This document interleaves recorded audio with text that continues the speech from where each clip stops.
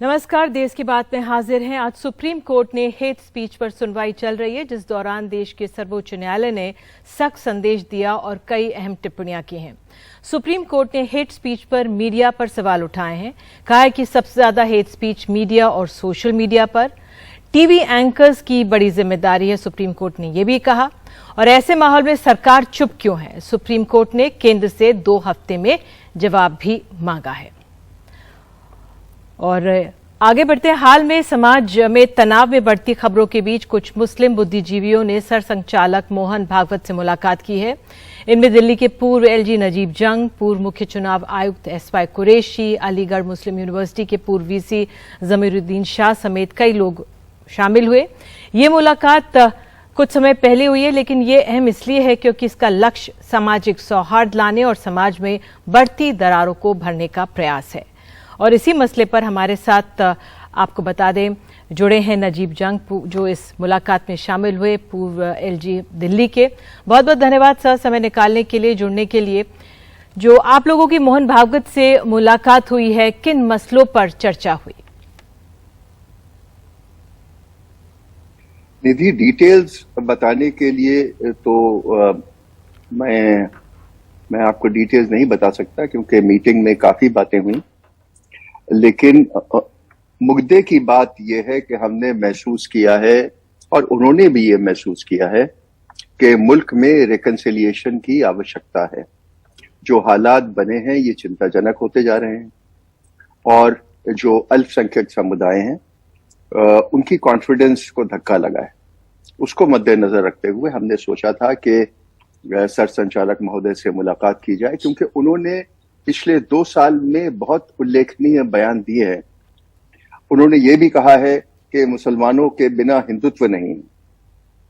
उन्होंने ये भी कहा है कि हम हर मंदिर में शिव जी की मूर्ति क्यों ढूंढें। तो ये एक बहुत मुख्तसर सी शब्दों में उन्होंने एक बहुत बहुत बड़ी बात कही और मैं समझता हूं कि अल्पसंख्यक समुदाय में बड़ा कॉन्फिडेंस इसमें आया है।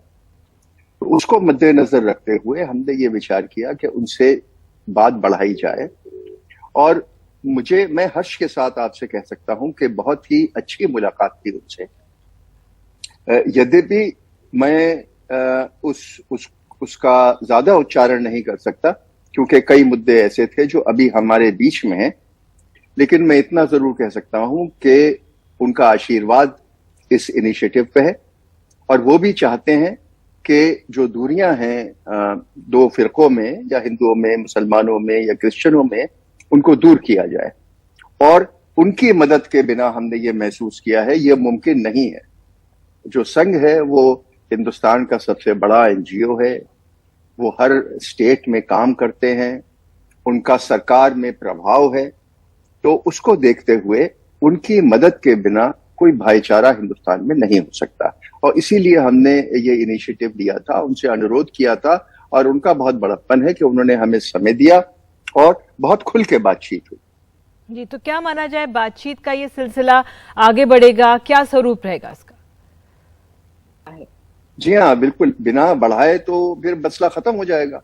तो हम लोग इस चीज को हिंदुस्तान भर में ये संदेश ले जाएंगे और जो डिफरेंसेस हैं कम्युनिटीज में उन पे बात करेंगे। देखिए, कोई ऐसा मुद्दा नहीं है जिसमें हम विचार करके एक सहमति पे नहीं आ सकते, कोई ऐसा मुद्दा नहीं।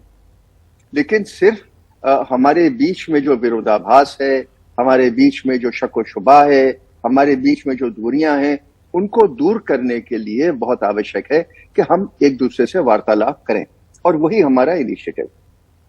लेकिन जो आप लोगों के विचार हैं, इस समय की राजनीति को कैसे प्रेरित करेंगे? कोई मंच किस तरह से आगे बढ़ेंगे? नहीं निधि, सबसे बड़ी बात यह है कि राजनीति को प्रेरित करने की जरूरत नहीं है। हम लोग हिंदू समाज में, मुसलमान समाज में बुद्धिजीवियों से, रिलीजियस हेड से मुलाकातें करेंगे और जो हमने की हैं, माननीय सरसंचालक जी की मुलाकात के बाद जो हमने बातचीत की है, सब लोगों से बात की है और मुझे बड़ा हर्ष है, बहुत खुशी है कि करीब 90% लोग जो हमें मिल रहे हैं वो कह रहे हैं कि भाई ये इनिशिएटिव आप जरूर कंटिन्यू करिए। तो कोई हमें संस्था बनाने की आवश्यकता नहीं है, कोई राजनीतिक पार्टी बनाने की आवश्यकता नहीं है, किसी राजनीतिक पार्टी पे निर्भर होने की आवश्यकता नहीं। ये हम इंडिपेंडेंट लोग हैं जो इस इनिशिएटिव को आगे ले जाना चाहते हैं, क्योंकि हम समझते हैं कि ये हमारी जिम्मेदारी है, हर भारतीय नागरिक की ये जिम्मेदारी है कि जो हालात हैं उनमें सुधार लाया जाए। संघ का एक मजबूत काडर है और जो ये काडर है वो ही बीजेपी को मजबूती देता है, तो आपका ये मानना है कि इनके जरिए, काडर के जरिए सामाजिक सौहार्द की ओर बढ़ा जा सकता है? बिल्कुल, इसीलिए और ये माननीय सर संचालक ने ये बिल्कुल स्पष्ट किया है कि हम मानते हैं कि दूरियां कम करनी चाहिए। तो ये जो एक लोगों में सोच है कि संघ ये नहीं चाहता है, मैं समझता हूं कि ये गलत है। और अब संघ का जो रूप है वो अलग है और एक मॉडर्न दृष्टिकोण से वो काम करना चाहते हैं। वो चाहते हैं कि दूरियां हो, क्योंकि हिंदुस्तान को बढ़ने के लिए हमारे आसपास, हमारे चारों तरफ दुश्मन है। एक तरफ चीन है, दूसरी तरफ पाकिस्तान है, हालात अच्छे नहीं हैं। हमें अपने मुल्क को ताकतवर करना है और उसको करने के लिए जरूरी है कि हम सब साथ मिलकर चले। देखिए, ये हाथ में है ना, ये मुट्ठी बंद करनी जरूरी है और इसी उद्देश्य से लेके हमने ये काम किया है। तो आप जो कह रही हैं कि संघ एनजीओ है या नहीं है, ये तो एक प्लेइंग विद वर्ड्स है। हमें मानना यह है कि संघ एक बहुत बड़ी शक्तिशाली संस्था है जिसकी मदद लेना हमें आवश्यक लगा। बिल्कुल, हम सामाजिक सौहार्द की बात कर रहे हैं तो हेट स्पीच का मसला सुप्रीम कोर्ट में उठा है। सुप्रीम कोर्ट में कई याचिकाओं पर इस पे सुनवाई हुई। सर, आज कोर्ट ने तल्ख टिप्पणियां की हैं हेट स्पीच के मसले पर, कहा है कि ये हेट स्पीच सबसे ज्यादा सोशल मीडिया और मीडिया में रहती है। निधि, हर समझदार भारतीय नागरिक इस बात से चिंतित है कि सोशल मीडिया हो या आपकी चैनल्स हो या वर्नैक्युलर प्रेस हो, इनका बहुत जिम्मेदाराना काम नहीं है या हुआ है। तो सुप्रीम कोर्ट का बिल्कुल सही है, क्योंकि आप अगर देखें तो अधिकांश भ्रम जो फैलता है, जो रूमर्स फैलते हैं, वो सोशल मीडिया के जरिए फैलते हैं। मेरा कोई बैर नहीं है अपने नेबर से और रहा नहीं है, 100 साल से हम नेबर हैं। लेकिन अगर आप सोशल मीडिया पे एक झूठी खबर चला दें कि मेरे नेबर ने फलानी चीज की, तो हमें एक हमारे भाव खराब होते हैं। तो ये बिल्कुल सही है कि सोशल मीडिया पे और जो गैर जिम्मेदाराना चैनल्स हैं और गैर जिम्मेदाराना प्रिंट मीडिया है, इस पे किसी न किसी तरह का कानूनी अंकुश जरूरी है। मैं डेमोक्रेसी के पक्ष में हूं, मैं बिल्कुल इस पक्ष में हूं कि फ्रीडम ऑफ स्पीच होना चाहिए। लेकिन अगर फ्रीडम ऑफ स्पीच मेरे मुल्क को तबाह कर रहा है, अगर विभिन्न कौमों में इख्तलाफ पैदा कर रहा है, तो उसमें रोक तो लगानी पड़ेगी और ये स्टेट का काम होगा, ये विभिन्न प्रांतों का काम होगा कि इस पे रोक लगाई जाए। आप कह रहे हैं ये स्टेट का काम होगा। आप देखिए, सुप्रीम कोर्ट ने सरकारों से भी जवाब मांगा है, पहले नोटिस दिया था, अब एक बार फिर से नोटिस दिया, लेकिन चुनी हुई सरकारों की चुप्पी भी बहुत घातक है और इसी पर कोर्ट ने भी आज सवाल उठाए। बिल्कुल सही बात है और सरकारों की ये जिम्मेदारी है। देखिए, मैं प्रशासन में 40-45 साल रहा हूं, जिसमें मैंने करीब 10 साल कलेक्टर भी रहा हूं। हमारे बिल्कुल स्पष्ट निर्देश होते हैं केंद्र सरकार से भी और स्टेट की सरकार से भी कि कहीं भी इस किस्म की वारदात टॉलरेट नहीं की जाएगी।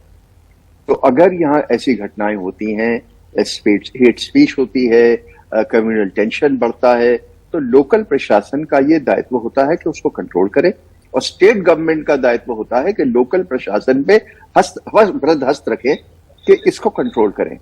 अगर ये कंट्रोल नहीं हो रहा है या स्टेट गवर्नमेंट स्पष्ट निर्देश नहीं दे रही है, तो ये उनकी कमी है। बिल्कुल, आप हमारे साथ जुड़े इसके लिए बहुत बहुत धन्यवाद। और अपने आप में एक बहुत अहम है कि किस तरह से सामाजिक सौहार्द की ओर बढ़े। आगे बढ़ते हैं देश की बात में और बात राजू श्रीवास्तव की। आज हास्य कलाकार राजू श्रीवास्तव का निधन हो गया। उनका अंतिम संस्कार कल किया जाएगा। पिछले 42 दिन से एम्स के अस्पताल में वो भर्ती थे। राजू श्रीवास्तव को जिम करते समय दिल का दौरा पड़ा था। राजू श्रीवास्तव का असली नाम सत्यप्रकाश श्रीवास्तव है और उनका जन्म 25 दिसंबर 1963 को कानपुर के नया पुरवा में हुआ था। उन्होंने 1993 में हास्य में कदम रखा और 80 में वो घर छोड़कर मुंबई चले गए थे। 2005 में शुरू हुए the great Indian laughter show में पहली बार राजू श्रीवास्तव ने गजोधर कैरेक्टर पर कॉमेडी की थी। 16 फिल्में और 14 टीवी शोज में उन्होंने काम किया था। और उन्हीं को श्रद्धांजलि देते हुए, उनको याद करते हुए हमारे साथ मशहूर हास्य कवि सुरेंद्र शर्मा मौजूद हैं। बहुत बहुत धन्यवाद सुरेंद्र शर्मा जी समय निकालने के लिए। आज आपकी कुछ यादें राजू श्रीवास्तव के साथ जो आप साझा करना चाहें। राजू श्रीवास्तव से मेरा तब का परिचय है जब उसने इस क्षेत्र में आया था, और मेरी सबसे बड़ी बात यह है, जिस व्यवहार से एक नया कलाकार आता है, जब वो ऊंचाइयां छू लेता है तो उसके व्यवहार में फर्क आ जाता है। उसकी प्रसिद्धि उसके लिए एक घमंड का विषय हो जाता है। लेकिन राजू श्रीवास्तव मुझे जब भी मिला, वो उसी व्यवहार से मिला। मैं उम्र में काफी बड़ा था, जब भी मिला उसने मेरे पैर छुए। अभी कुछ महीने पहले लखनऊ में हम दोनों एक पारिवारिक फंक्शन में थे, कई घंटे उसके साथ रहे और हमने देखिए कि एक आदमी उम्र प्राप्त करके जाता है तो उसकी मुक्ति होती है, लेकिन उसकी तो बहुत उम्र बाकी थी। वो तो एक दर्दनाक मौत ही मैं उससे कहूँगा। और मेरे लिए दिक्कत यह थी कि हम लोगों को, उन लोगों को कंधा देना पड़े जिनके कंधे पर हमको जाना। एक बड़ी दर्दनाक बात होती है कि हम बुजुर्ग लोग के सामने हमसे बहुत कम उम्र के लोग चले जाएं। हास्य और उपहास के अंतर को राजू श्रीवास्तव जानते थे। आज मैं देखता हूं अधिकांश जो हमारे हास्य रस के, चाहे कॉमेडियन कह लो या कवि कह लो, वो उपहास करते हैं, हास्य नहीं करते। हास्य का विद्रूप रूप है। हास्य उसे कहते हैं जिसके ऊपर कहा जाए वो भी उसका आनंद ले। तो राजू की जो कॉमेडी होती थी, वो जिसके ऊपर भी, किसी भी पात्र के ऊपर, चाहे वो राजनीति के लोग हों या कोई भी रहे, उसको सुन करके उनको भी उल्लसित होते थे, वो भी साथ साथ हंसते थे, ना कि उससे चिढ़ते थे। मैं उसके परिवार के सदस्यों के प्रति अपनी संवेदनाएं देता हूं। और जो डॉक्टर एम्स में उनका इलाज कर रहे थे, उनसे मेरे व्यक्तिगत संबंध थे। मैं हर दूसरे दिन उनसे पूछ लेता था कि उसकी तबीयत कैसी। तो उन्होंने यही कहा कि ये जो आजकल हम लोग जिम चले जाते हैं, तो हमें जिम में उतनी एक्सरसाइज करनी चाहिए जो हमारा शरीर अनुमति देता हो। राजू के पहले स्टंट भी डर चुके थे। उसमें हर कलाकार को, हर व्यक्ति को ये ध्यान देना चाहिए कि वो एक्सरसाइज जिम के अंदर उनके लिए घातक है कि उन्हें फायदा पहुंचाए। आज राजू नहीं है। अक्सर टीवी पर वो ऐड करते थे, आज भी जब वो ऐड देखा तो बरबस आंखें भर आई। आपने उन्हें बहुत स्नेह से याद किया है, कुछ अहम सुझाव भी आपने आज दिए। उनकी कला और शख्सियत से जुड़ी कुछ और बातें या यादें जो आपको इस समय याद आ रही हो? मेरे ख्याल से कलाकार होना इतनी बड़ी बात नहीं है जितना इंसान बने रहना बड़ी। वो एक अच्छा इंसान भी था। हम जब कलाकार हमारा बड़ा हो जाता है तो हमारा इंसान जो है वो ओछा हो जाता है। हम किसी को फिर अपने बराबर नहीं समझते। आदमी किसी भी ऊंचाई पर पहुंच जाए लेकिन जमीनी जुड़ाव जो रहे वो बराबर कायम रहे। कोई उसके साथी उसका कोई कह भी नहीं सकता कि राजू जब शुरुआत भी नहीं की होगी, जो सहजता उसके अंदर थी वही सहजता तब रही कि जब वो एक हास्य की ऊंचाइयों पर पहुंचे। ये एक बहुत बड़ी बात होती है हर कलाकार के लिए। प्रसिद्धि, पद और पैसा ये दिमाग पर चढ़ता है, लेकिन राजू श्रीवास्तव की ये तीनों चीजें पैरों में थी। पद का मतलब तो वैसे भी पैर ही होता है। मैं समझता हूं सबसे बड़ी बात यह है कि उसके परिवार को एक ढाढ़स भी क्या दें उसको। सुरेंद्र शर्मा जब भी जरूरत होगी परिवार को किसी भी मौके पर, तो समझ लें एक परिवार का सदस्य अभी भी है। और कई परिवार के कई ऐसे लोग हैं जो श्रीवास्तव के आज भी उतने ही जुड़े हुए हैं। बहुत बहुत धन्यवाद सुरेंद्र शर्मा जी। इस श्रद्धांजलि जो आपने जिस तरह से राजू श्रीवास्तव को दी है, उनको आज देश भर में याद किया जा रहा है। सैंड आर्टिस्ट हैं सुदर्शन पटनायक ने पुरी में राजू श्रीवास्तव को अपने अंदाज में श्रद्धांजलि दी। मौके से जायजा लिया हमारे सहयोगी परिमल कुमार ने। राजू श्रीवास्तव फिलहाल हम लोगों के बीच में नहीं है और उनको अलग अलग तरीके से लोग याद कर रहे हैं। और इसी में फिलहाल हम पूरी बीच पे हैं, जहाँ पे जो सैंड आर्टिस्ट हैं सुदर्शन पटनायक, उन्होंने अपने तरीके से राजू श्रीवास्तव को जो ट्रिब्यूट दिया है वो आप यहाँ पर देख सकते हैं। साथ में लिखा है कि हंसते हंसते रुला दिया।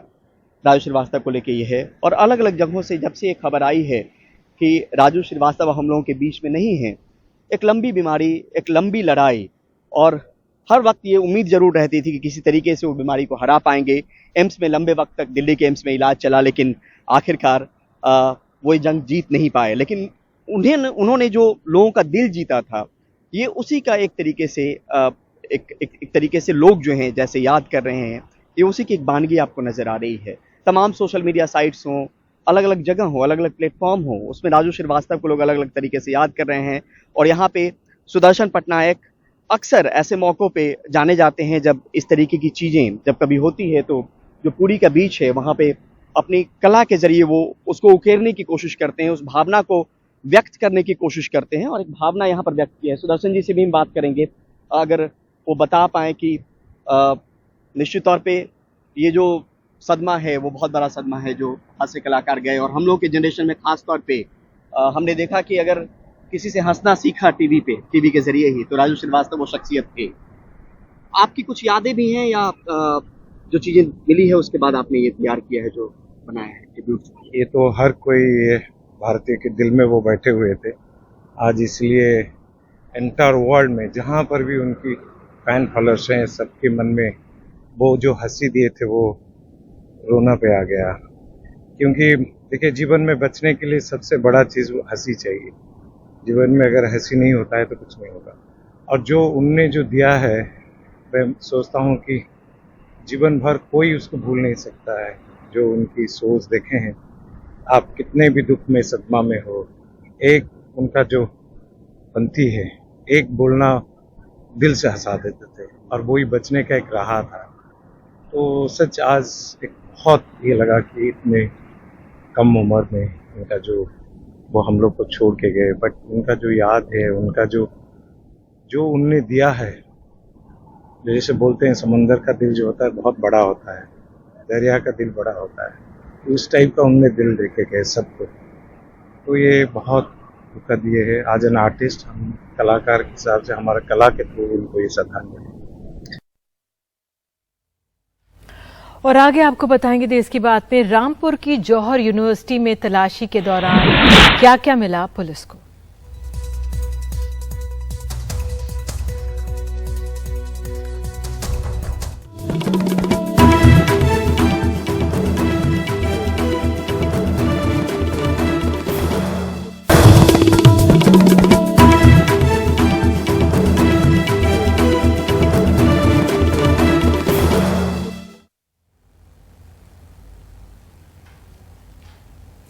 देश की बात में बात अब उत्तर प्रदेश की। उत्तर प्रदेश के रामपुर में आजम खान की जौहर यूनिवर्सिटी में कल और आज चोरी की हजारों किताबें मिली हैं। पुलिस ने बताया कि यूनिवर्सिटी कैंपस बिल्डिंग में बनी लिफ्ट की जो शाफ्ट में इन्हें छुपाकर रखा गया था, इनमें कई बहुमूल्य पांडुलिपियां शामिल हैं। एक रिपोर्ट।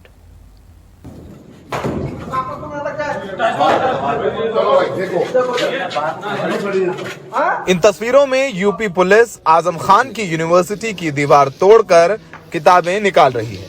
यूपी पुलिस ने यूनिवर्सिटी की लिफ्ट शाफ्ट से हजारों किताबें जब्त की हैं। पुलिस का कहना है कि 2019 में राजकीय ओरिएंटल मदरसे से लगभग 11,000 किताबें चोरी हुई थीं। यहाँ की रजा लाइब्रेरी को किताबें रामपुर के नवाब ने दान की थीं, जो कि अब आजम खान की यूनिवर्सिटी से बरामद हुई हैं। इनमें से कुछ किताबें बेहद कीमती और सैकड़ों साल पुरानी हैं। जो प्रधानाचार्य हैं वो रात में आए हमारे गंज थाने पर। उन्होंने कहा कि साहब जो मुलजिम जिन्होंने मशीन बरामद की है, अगर उनसे ये पूछताछ की जाए कि मेरी किताबें कहाँ हैं मेरे इस मदरसे की, तो वो बता सकते हैं। उन्होंने बताया कि सितंबर 2016 में उनके 10,633 किताबें उनके कॉलेज से चुरा ली गई और इस संबंध में उन्होंने 2019 में मुकदमा लिखवाया था चोरी का। और ये जो मुलजिम हैं अनवार और सालिम, अगर इनसे पूछताछ करें तो ये बता सकते हैं। तो उनकी सूचना, प्रधानाचार्य की सूचना पर हम लोगों ने इनसे पूछताछ की तो उन्होंने बताया कि यहाँ जो मुलजिम हैं अनवार और सालिम ने बताया कि यहाँ किताबें दबी हुई हैं। पुलिस ने आजम खान की यूनिवर्सिटी से महंगी सफाई करने वाली सरकारी मशीनें भी बरामद की हैं। पुलिस के मुताबिक सरकारी मशीन इस्तेमाल के बाद तोड़कर यूनिवर्सिटी के अंदर गाड़ दी गई थी। इस पूरे मामले पर आजम खान की पत्नी तजीन फातिमा ने पुलिस की कार्रवाई को गैर कानूनी बताया है। आदेश है कि बगैर परमिशन के, बगैर यहाँ के वाइस चांसलर की परमिशन के पुलिस कैंपस में एंटर नहीं कर सकती। जी, क्या कहना चाहेंगे? इतनी फोर्स बाहर आई भी है, आदेश बस पढ़ लें और कुछ नहीं। इस पूरे मामले में आजम खान, उनके बेटे अब्दुल्ला आजम और 4 लोगों पर किताब चोरी करने के आरोप में मुकदमा दर्ज हो गया है। पुलिस का कहना है कि उन्होंने 2 लड़कों को पकड़ा जो अब्दुल्ला के करीबी थे और उनकी पूछताछ के बाद उनकी निशानदेही पर उन्होंने ये छापेमारी करके किताबें बरामद की हैं। बताया जाता है किताबें बड़ी कीमती हैं, पुरानी सैकड़ों सालों से हैं, जिनको रामपुर के नवाब सऊदी अरब, तुर्की से भी लेकर के आए थे और इन किताबों को चोरी करने का आरोप पूर्व केंद्रीय मंत्री आजम खान पर लगा है। आजम खान हाल ही में अस्पताल में भर्ती थे, उनको हार्ट अटैक हुआ था। फिलहाल वो रामपुर में ही है और वो प्रतिक्रिया नहीं दे रहे हैं, लेकिन उन पर जो मुकदमे हैं वो लगातार बढ़ते जा रहे हैं। फिलहाल वो सुप्रीम कोर्ट से बेल पर हैं। सहयोगी तमकीन फयाज के साथ दिल्ली में मनोज ठाकुर, सौरभ शुक्ला, एनडीटीवी इंडिया।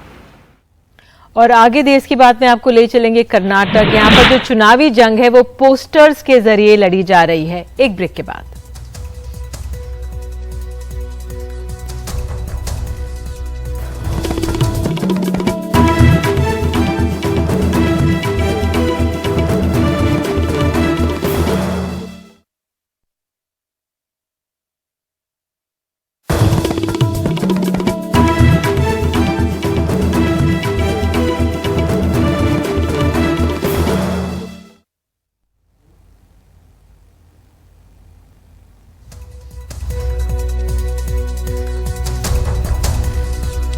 बात अब कर्नाटक की। बेंगलुरु में तड़के कुछ दीवारों पर मुख्यमंत्री बसवराज बोम्मई का पोस्टर QR कोड के साथ दिखा।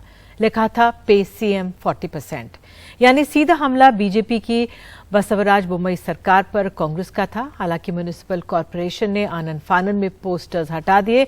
मुख्यमंत्री बोम्मई का कहना है कि ये पोस्टर राज्य की छवि खराब करने की कोशिश है। कई जगहों पर इस तरह के पोस्टर्स बुधवार सुबह दिखे। साफ लिखा है पे सीएम 40% इज एक्सेप्टेड हियर, यानी 40% कमीशन का आरोप जो विपक्ष कर्नाटक के मुख्यमंत्री बसवराज बोम्मई सरकार पर लगा रहा है। जितनी तेजी से पोस्टर्स लगाए गए उतनी ही जल्दबाजी महानगर पालिका ने उन्हें हटाने में दिखाई और महज कुछ ही घंटों में शहर से पोस्टर्स हटा दिए। If you read it properly, The pay CM poster को ध्यान से पढ़िए, इसमें लिखा है पे सीएम 40%। उनके मिस गवर्नेंस के लिए साफ है कि बात सभी घोटालों की हो रही है, जिसका आरोप इस सरकार पर लग रहा है। क्या सरकार ने आरोपों से इनकार किया है? क्या सरकार हाउस में डिबेट करेगी? under investigation. Are they ready to debate this in the house? भ्रष्टाचार को लेकर विधानसभा में काफी हंगामा हो रहा है। पुलिस सब इंस्पेक्टर परीक्षा घोटाले की न्यायिक जांच की मांग और बीजेपी के वरिष्ठ नेता ईश्वरप्पा को भ्रष्टाचार के मामले में दी गई क्लीन चिट के साथ कॉन्ट्रैक्टर्स एसोसिएशन के 40% कमीशन के आरोप को लेकर कांग्रेस आक्रामक है। पोस्टर वॉर इसी का नतीजा है। Since 8 years, since they are in power, not in power, they have been. Congress लंबे समय से सत्ता में नहीं है, ऐसे में वो भ्रमित हो गई है। उनका इंटरनल सर्वे भी कहता है कि वो सत्ता में नहीं आ रहे, इसलिए कांग्रेस इस तरह की हरकतें कर रही है जो बहुत ही बेतुकी और ठीक नहीं है। वो पार्टी जो 50 साल से ज्यादा सत्ता में रही है, उसको ये सब करना शोभा नहीं देता। The state and the nation for more than 50 years, stooping to such a level, bringing the democratic positions which has been respected by the people to this level. Congress ने हफ्ते पहले एक वेबसाइट और हेल्पलाइन नंबर शुरू किया, जहां बसवराज बोम्मई सरकार के कथित भ्रष्टाचार से जुड़ी शिकायत दर्ज कराई जा सकती है। यहां से पोस्टर्स हटा दिए गए और इसी तरह शहर में कई जगहों पर, कई दीवारों पर पोस्टर्स लगाए गए थे जो हटा दिए गए। भले ही पोस्टर्स हटा दिए गए हों, लेकिन विपक्ष लगातार बसवराज बोम्मई सरकार से भ्रष्टाचार के मुद्दे पर जवाब तलब कर रहा है। ऐसे में विधानसभा चुनावों में भ्रष्टाचार एक बड़ा मुद्दा होगा।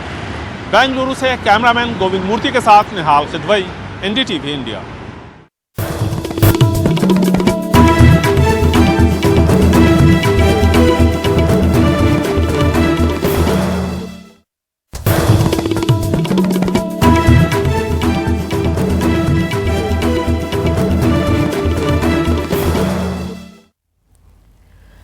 दिल्ली पुलिस की स्पेशल सेल ने मुंबई के नवाशेरा पोर्ट से एक कंटेनर से करीब 1800 करोड़ के हेरोइन बरामद की है।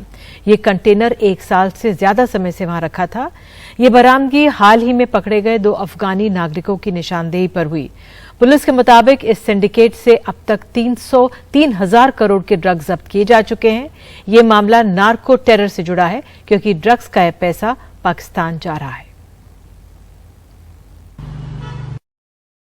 मुंबई पोर्ट से दिल्ली पुलिस ये कंटेनर लेकर आई है।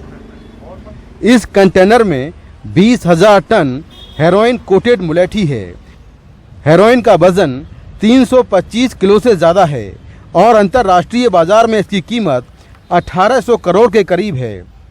अफगानिस्तान से ड्रग्स की ये खेप दुबई से बुक होकर मुंबई पहुंची थी और मुंबई में ये कंटेनर पिछले साल 21 जून से खड़ा है। दिल्ली पुलिस स्पेशल सेल के दफ्तर के बाहर खड़ा है ये कंटेनर और इसके अंदर है करीब 1800 करोड़ की हेरोइन। मुलेठी को हेरोइन के घोल में डाल दिया गया था और इस तरह से मुलेठी के नाम पर अफगानिस्तान से हेरोइन आई थी। ये एक पूरा जो नेक्सस है ये दर्शाता है कि किस तरीके से जो नार्को टेरर है ये कैसे हमारे देश को इम्पैक्ट कर रहा है, कैसे जो इंटरनेशनल प्लेयर्स हैं, एजेंसीज हैं जो कि inimical to our country's interest हैं, हॉस्टाइल हैं, कैसे वो ड्रग को लगातार अलग अलग जरिए से, अलग अलग मेथडोलॉजी से कंट्री में पुश करने की कोशिश कर रहे हैं। दरअसल इसी महीने की 6 तारीख को दिल्ली पुलिस ने कालिंदी कुंज इलाके से 2 अफगानी नागरिकों मुस्तफा और रही मुल्ला को गिरफ्तार किया था। दोनों 2016 से भारत में रह रहे थे। उनकी निशानदेही पर दिल्ली, ग्रेटर नोएडा और लखनऊ से 1200 करोड़ रुपए की ड्रग्स बरामद हुई थी। जांच में पता चला कि ये ड्रग्स अफगानिस्तान से होते हुए चेन्नई पोर्ट आई, वहां से लखनऊ और फिर दिल्ली आई। ड्रग्स भारत के कई शहरों में सप्लाई होनी थी। ड्रग्स का पैसा पाकिस्तान की खुफिया एजेंसी ISI को जाना था। ड्रग्स सिंडिकेट से जुड़े लोग पाकिस्तान, अफगानिस्तान और दुबई में बैठे हैं। दोनों अफगानी नागरिकों से पूछताछ के बाद मुंबई में ड्रग्स से भरा कंटेनर बरामद हुआ। पुलिस के मुताबिक ये मामला नार्को टेरर का है, इसीलिए दोनों आरोपियों के खिलाफ यूएपीए के तहत कार्रवाई की गई है। जो ड्रग से मनी है बहुत ऑफ्टन जो है टेरर केसेस में फाइनेंस करने में, वेपन प्रोक्योर करने में या paying to the organised gangsters जो कि फुट सोल्जर बन के एग्जीक्यूट करते हैं टारगेट्स जो लोग विदेश में बैठे हैं उनके कहने पे। तो ये भी जो हमारा सारा फोकस था उसी के चलते special cell New Delhi range की टीम ऑलरेडी नार्को टेरर पे बहुत ज़्यादा काम कर रही है। तो इसी के चलते ये सारा पूरा जो ड्राइव है ये उसका one of the main part है। बीते कुछ समय से गुजरात के मुद्रा पोर्ट समेत कई बंदरगाहों पर हजारों करोड़ रुपए के नशीले पदार्थ बरामद हो रहे हैं। पुलिस के मुताबिक ये नार्को टेरर का बड़ा सिंडिकेट है जो अलग अलग बंदरगाहों पर नशीले पदार्थ भेज रहा है। नई दिल्ली से मुकेश सिंह सेंगर, एनडीटीवी इंडिया।